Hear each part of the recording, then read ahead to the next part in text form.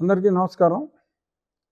ఈరోజు ఒక గమ్మత్తైన సంఘటన తెనాల్లో జరుగుతున్న సందర్భంగా ఒక మాట మాట్లాడాలనిపించింది. 10 మందితో షేర్ చేసుకోవాలనిపించింది. అదేమిటంటే మాజీ ముఖ్యమంత్రి తెనాలి పర్యటన. ఎందుకు ఆ పర్యటన అంటే మరి అక్కడ రౌడీ షీటర్లుగా బాగా పేరు పొందిన మరి జాన్ విక్టర్ ఒకతను, అతని గ్యాంగు, ఓ ముగ్గురు నలుగురు ఉన్నారు.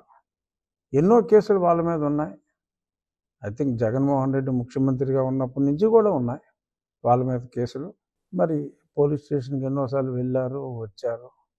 గంజాయి బ్యాచ్, చైన్ బ్యాచ్ అని ఎన్నో బిరుదులు ఉన్నాయి. తెనాల్లో ఎంతో పేరు ప్రసిద్ధిగాంచిన ముఠా, గంజాయి ముఠా వాళ్ళని చెప్పి విశిష్టమైన ప్రాధాన్యత సంతరించుకున్న ఆ రౌడీల్ని వాళ్ళొక హెడ్ కానిస్టేబుల్ మీదే, ఒక బీసీ హెడ్ కానిస్టేబుల్ మీద హత్య ప్రయత్నం చేశారు. మరి అతని శ్రీమతి కూడా ఎంతో వాపోయింది. ఆ అమ్మాయి దళిత సామాజిక వర్గానికి చెందిన అమ్మాయి. వారు ప్రేమ వివాహం చేసుకున్నారని పేపర్లో చదివా. మరి ఒక కానిస్టేబుల్ మీదే, హెడ్ కానిస్టేబుల్ మీదే ఈ బ్యాచ్, గంజాయి బ్యాచ్ దురాఘాతం చేస్తే మరి పబ్లిక్లో కూడా ఒక అవేర్నెస్ రావాలి. ఏదో చాటున వాళ్ళని దండించిన అలా అలా జైలుకి వెళ్ళటం రావటం ఒక అలవాటుగా మారిపోయిన ఆ దుండగులకి ఏ శిక్ష విధించినా తప్పులేదు. మరి పబ్లిక్లో ఓకే, చట్టపరంగా తప్పే. ఇలాంటి చోట్లే చట్టం, న్యాయం, ధర్మం అనేవి కూడా వస్తూ ఉంటాయి. అధర్మం ఏం కాదు, అన్యాయం ఏం కాదు. కానీ డెఫినెట్గా చట్టానికి కాస్త వ్యతిరేకమే పబ్లిక్లో అలాగా చేయటం. మరి ఒక డాక్టర్ని, సుధాకర్ని నడి రోడ్డు మీద కొట్టించిన వ్యక్తి అప్పటి ముఖ్యమంత్రి. మరి సుబ్రహ్మణ్యాన్ని పార్సిల్ చేసిన వ్యక్తిని మద్దతు ఇచ్చిన వ్యక్తి అప్పటి ముఖ్యమంత్రి. ఇలా ఎన్నో ఉన్నాయి. చాలామంది కూడా మాట్లాడినట్టున్నారు. ఆ విషయాల జోలికి నేను వెళ్ళను. కానీ ఈరోజు మరి అతనికి మద్దతు తెలియజేయటం కోసం మరి ఒక మాజీ ముఖ్యమంత్రి హోదాలో పనిచేసిన వ్యక్తి, అతని గత చరిత్ర చూసుకుంటే, ఆ మాజీ, ఇక్కడ నేను చెప్పేది గంజాయి బ్యాచ్ గురించి కాదు, మాజీ ముఖ్యమంత్రి గత చరిత్ర చూస్తే మరి అప్పట్లో ఎంపీగా అదే పార్టీలో ఉన్న నన్ను 4 మంచి వ్యాఖ్యలు చెప్పినందుకు, అంటే సలహా, ఇప్పుడు క్రిటిసిజం ఎప్పుడూ స్ట్రాంగ్గానే ఉంటుంది. పొగడ్తలో మరి బాధ అనిపించవచ్చు. మరి అప్పుడు నేను జరుగుతున్న తప్పుల్ని వివరించవలసిన పరిస్థితి వచ్చినప్పుడు మరి తప్పుల్ని ఎత్తి చూపటం జరిగింది. మరి దాన్ని అన్యథా అతనప్పుడు భావించి నన్ను దారుణంగా చిత్రహింసల పాలు చేశాడు. చూసి ఆ వీడియో, రోడ్డు మీద వాళ్ళని కొట్టింది nothing.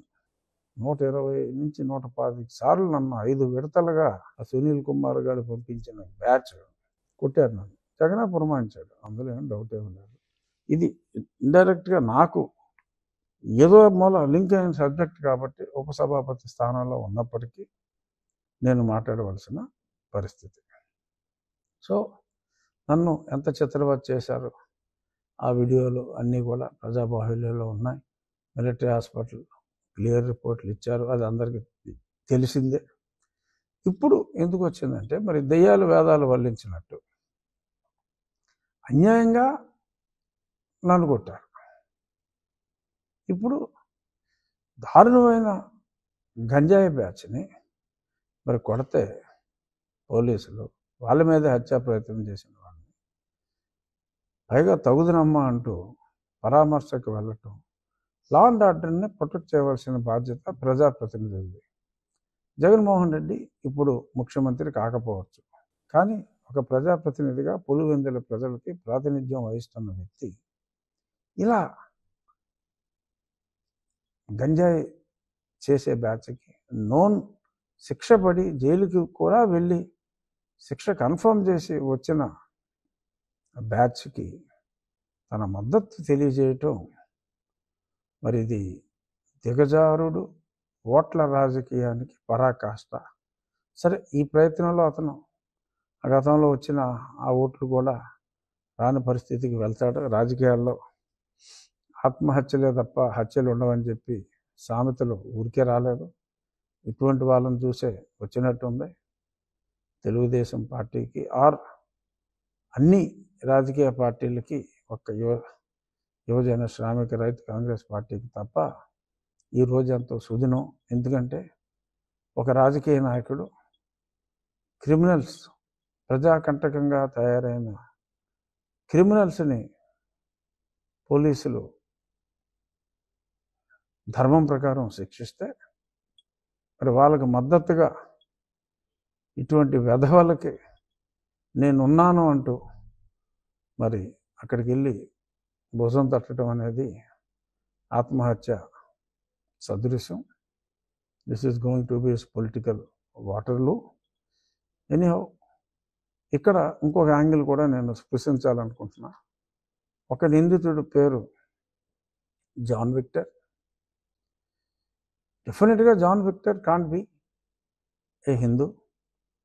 I mean he can't belong to SC community as per the constitution.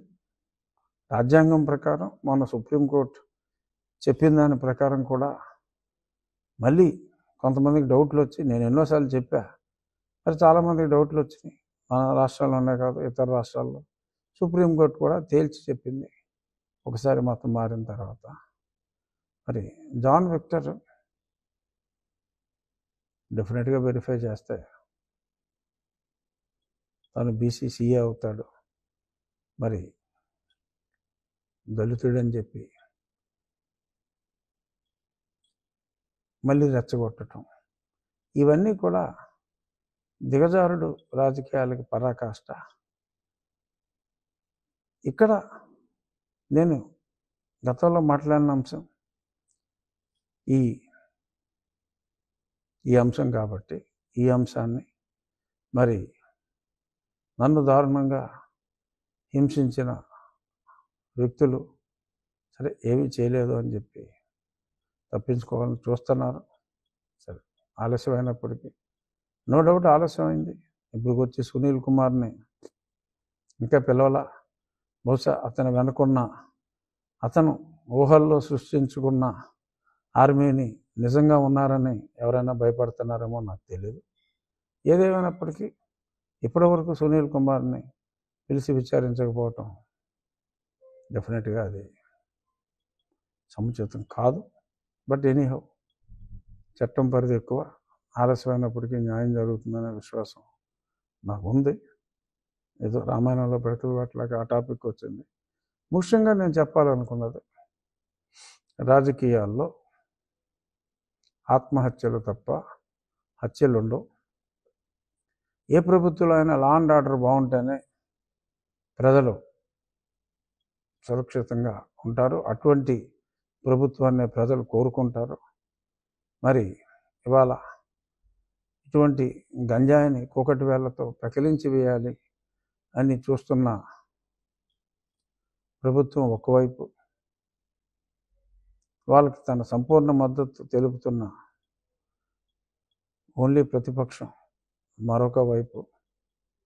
చూద్దాం మరి ఈ రాజకీయ ఆత్మహత్య ఎటువంటి పరిణామాలకి దారితీస్తుందో వేచి చూద్దాం. నమస్కారం.